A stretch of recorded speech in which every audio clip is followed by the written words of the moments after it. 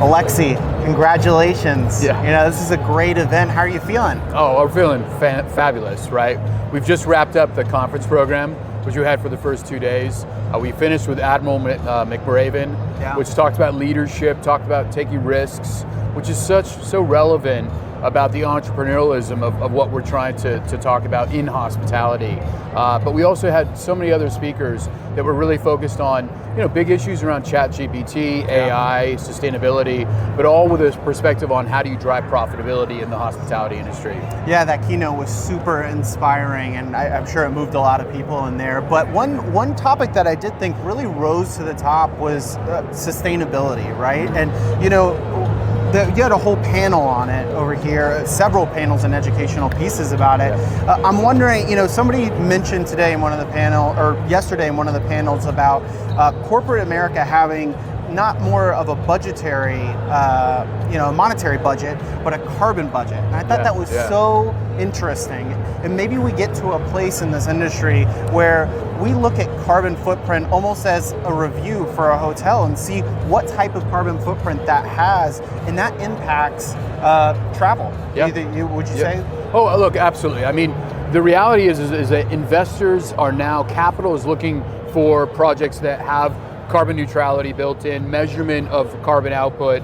Many of the funds that are in hospitality, there's institutional capital, as we know, whether that be a Blackstone or a Cedar Capital or REITs, but pension funds, sovereign wealth as LPs of these funds, they are now required to have as a mandate, ESG investments in their portfolios. So that really has been the change, and yes, it does start with the big operators or the big funds, but even a small owner operator, there's many products and solutions on the show floor that can help on that path towards sustainability. The reality is that some of the topics that we heard on the main stage are really big, meaty topics, and we have incredible speakers. Emilio Tenuto from the Senior Vice President and Chief Sustainability Officer for Ecolab. He's working across industries, so he's seeing how hospitality stacks up against consumer product goods, or against retail, or against university. And really, unfortunately, but the reality is that hospitality is a laggard as it pertains to both technology and in many ways sustainability. Food and beverage is actually much further ahead. So for us at the hospitality show, to educate, help people learn, network, and then be inspired to incorporate some of these things around sustainability, but using technology more effectively, we're so proud and privileged to be able to do that. Yeah, absolutely. And technology is going to play a huge part in expediting that process and hopefully catching our industry up to some of those leaders out there. Now, this program, this show, wasn't without some of the headwinds that are facing our industry still. Staffing shortages. Yeah. How important is this type of event, the hospitality show, in creating a place for education, technology, for people that are maybe starting their career in hospitality or even furthering it, so that we can combat these headwinds? Yeah, it's a great question, Ryan. So I'll take that from two sides. Sure. The first side is that we tend to think of technology and AI as a displacement of human labor, right? And in an industry that is people-powered, hospitality is about people providing a service. That's the core of what we do. So oftentimes when you talk about technology in our industry, it gets misconstrued and it gets sort of fear-based that it's about taking jobs away. Right. The reality is that technology can in fact enhance and empower your labor to spend more time and more attention and more focus on enhancing the guest experience. Yeah. So I think that's one of the topics that's really come out over the last couple of days, and there's a lot of products and solutions that are not meant to displace your labor, your human labor or talent, but to actually empower and enhance it. I think the second thing, though, is that we do have a labor issue, right? Yes. There's many industries that have a labor challenge. It is both an immigration issue. I mean, there's no question that immigration policy in the U.S. is broken. It's broken in Europe.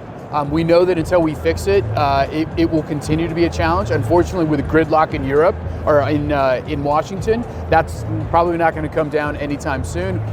But the reality is that young people want to get into industries that are modern, that are fresh, that are using technology effectively, right? I mean, kids these days use technology for everything. So why would you join an industry which is still sort of caught in a 1994 or 1984 model? So I think the more we incorporate technology into our industry, I think the more it will attract the labor that wants to join an industry, which is, frankly, it's fun, it's exciting, there's a lot of opportunity in it, it's growing, but we got to act modern day. Well, and we think of those young employees now, but there's also young travel, right? Yeah. That we need to prepare for. Yeah. So, those same employees that you're bringing in that are younger, they're also traveling and they're also using that technology in different ways. So incorporating them into your business sooner rather than later is going to give you the upper hand on capturing interest from younger travelers. Absolutely. Well, and it makes a better experience, right? I mean, I've been in Vegas now for 10 days. And I haven't left this resort, right? We've done event to event to event. And the fact of the matter is that I've eaten every meal here. I've slept in the bed every night here. I've gone to retail outlets. I've gone to Starbucks.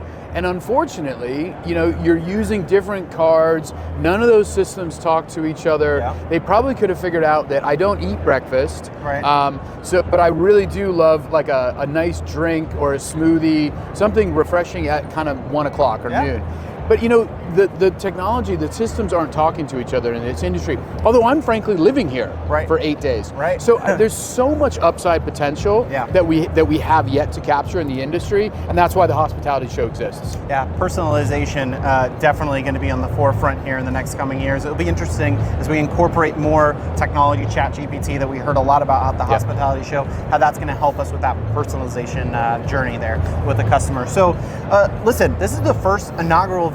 We are super excited to be here at the Sweet Spot. I'm sure you guys are absolutely thrilled with how this turned out.